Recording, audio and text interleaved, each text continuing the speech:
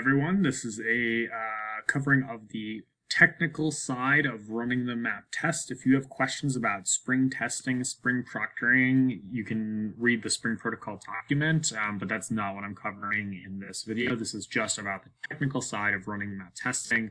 Shouldn't be too long of a video, so even if you think you are good at things, might be worth a quick watch just to make sure you don't miss out on any cool tips in case problems come up for you during the test.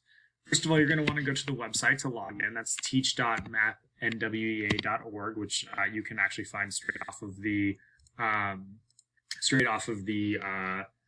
source. And to log in, you're going to need your campus account. I'm going to go ahead and use Berkeley here. It is your campus name, so Berkeley Proctor, and then the password is always Proctor, and your 5-digit zip code of your school. So that's going to send you here to the opening screen, where you're going to go ahead and manage your test sessions. And that's where you're going to go ahead and put students in the test. You can find individual students to test, which is what we'll do in a second. But another thing you can do is actually just click on Test My Class. Test My Class will put every single student at your school into the testing session. If you are indeed doing Friday cohort testing, this actually might just be the best option. You'll have some extra kids, your TMs and your CFCs. You'll see that this list goes on and on and on. And these are not all full-time students, and some of these students have graduated and so on and so forth. It doesn't hurt you to have extra things, except for it requires you to do a little bit extra scrolling when we're looking for a specific student. Let's say that we wanted to keep it just a little bit cleaner, though, and have just a few students in here. I can go ahead and find students to test.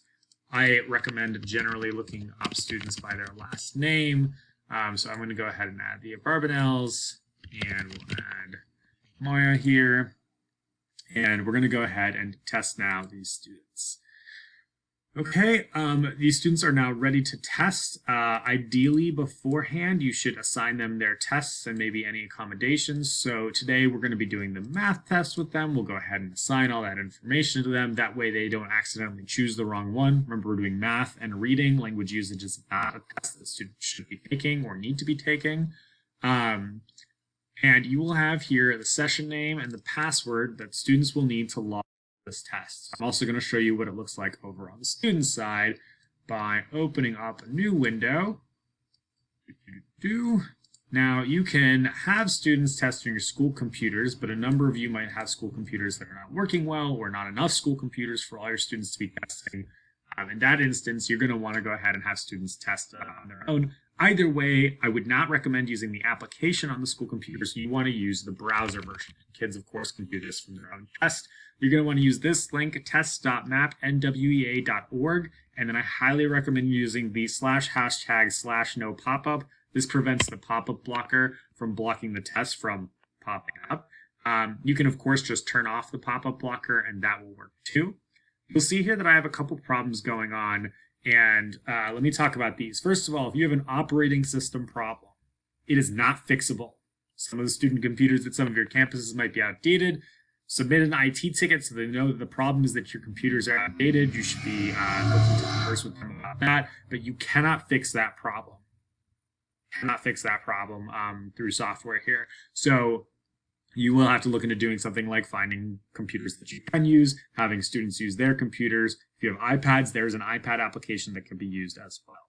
These other problems, however, can be fixed. The browser problem, our Chrome editions are just outdated on all the computers. Probably students aren't going to have this issue, but in the case they do, you can just download a new version of Chrome, or on school computers, what you're going to have to do is download a new version of Firefox, which is what we're going to do in just a moment here. The other thing, too, is we can see that our screen resolution is not correct here, so we're going to fix both of those things. I'm going to go ahead and close this. I'm going to right-click on my background. This is how we're going to fix our screen resolution. We're going to go to Display Settings. In Display Settings, we're going to find that screen resolution number. We're going to scroll all the way to the bottom, and the second from the bottom option is the one that we're going to look for. So we need to go down until we find resolution. All the way to the bottom, 1024 by 768 is what we're looking for. If you don't remember that number, you don't need to. It will tell you on that map screen every single time. We're going to go ahead and keep these changes. Close this out. We don't need it anymore. And then I've already downloaded Firefox, which you can do just straight from the browser. And of course, it shows up over here because my computer is unhappy about the fact that... Give it a moment. My computer is unhappy about the fact that it's this teeny weird screen and I'm doing dual monitor right now. So give it a moment while it catches up. While it's doing that, let's talk about a couple things over here on the Proctor side. Close this.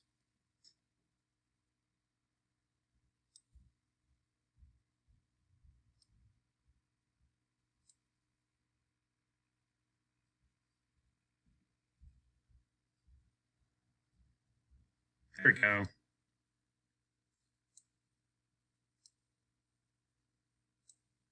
Only one, please. That's great. Thanks, guys. You can tell that I use Firefox all the time. All right. So now we'll go back. We will go back to map. Our test.mapnwa.org. Pop up. Hashtag no pop up. And that will send us back to this login screen here, which sends us to where we want to be. Your students are now going to put in this information, shard, and this is the same for all of the kids that are taking the test, same password for all of the kids taking the test. It will take them to this login screen. From this login screen, they're going to go ahead and find their name. They can do that by clicking on the drop down or searching. If you haven't assigned them a test, they can assign themselves a test at this point. They need to confirm that this is indeed the correct information for them. Even if it's incorrect information, they can still test. You should make note of it, and you should let me know that their grade's outdated, which is the most common problem, but they can still test. Now what's going to happen over on your side, this will automatically happen every 60 seconds, but you can also press refresh page if you're impatient like I am, and you'll see that one student here needs to be confirmed. You can confirm students individually, but probably you're just going to confirm them en masse. You'll click on this blue button, and all students that are there can test. Now, this is interesting. I'm not going to mess with this. Apparently, Asher is in the middle of taking a test right now. This will happen if you've suspended a student's test or if they were somehow kicked out and you're trying to set them back up again. You would want to... Normally there would be an option here that said like resume test. I'm not quite sure what's going on with this student, so we're going to ignore him for now and go on over to a different student. We're going to log in as if we're someone else.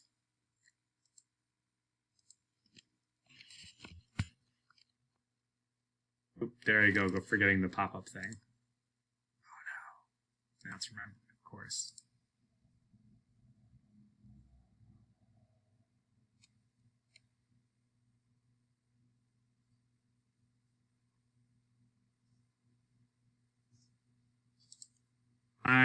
Because I don't want to be testing Asher here, I'm going ahead and take the action to not confirm. Just kick them back so I don't mess with whatever's going on in that campus. Apologies, Dom, if you're watching this. All right, try it again. Try Ezra this time. Same login information.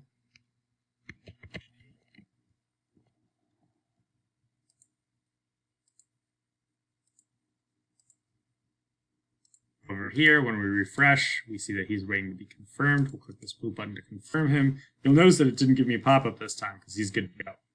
His screen in just a moment is going to pop up. He's going to get a blue arrow. This means that he's gone ahead and gone testing. Great. Now Ezra can start answering questions, which he can do here. And I'll show you a couple things. Don't worry, I'm not going to actually mess up the students' results. But if students are going through really quickly,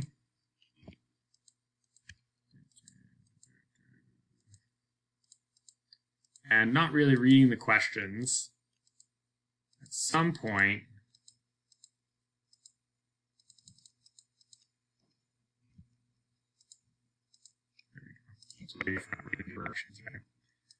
at some point, he's going to get stopped because what I'm doing here is obviously just clearly guessing answers.